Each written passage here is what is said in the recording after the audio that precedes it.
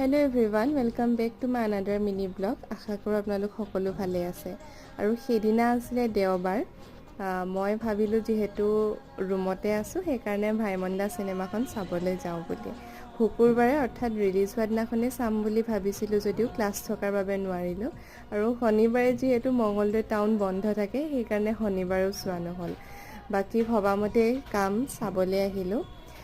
Brake টাইমত এইফালে popcorn ল'বলৈ আহিছিলোঁ আৰু দেখিছেনে ইমানেই ভিৰ, একদম পূৰা হাউচফুল চিনেমাখন। আৰু এইখন চিনেমা চাই বেয়া লগাৰ কোনো প্ৰশ্নই নুঠে, কাৰণ অসমীয়া ছবি জগতখনক আজিৰ অৱস্থালৈ অনা মানুহজনেই যে ইমন-দ, সেয়া আচলতে স্পষ্টকৈ ফুটি উঠিছে এইখন ছবিত।